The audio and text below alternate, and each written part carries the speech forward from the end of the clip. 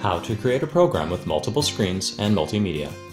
In this episode, we will show you how to put different media formats together in 2x2 screens. Let's go to the program page. Click the button New to create a new program.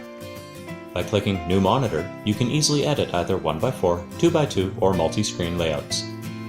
You may set the resolution and direction of each screen as you want. Can't find the screen that you already set up?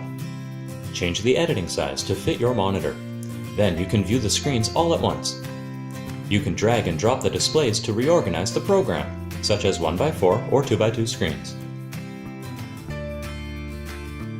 Can't drag the screen precisely to the position you want? You can change the coordinates of different screens to line up.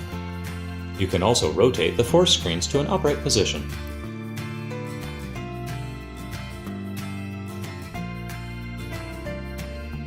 Change the size from 100% down to 25% to find a suitable size for editing the program. Name your program.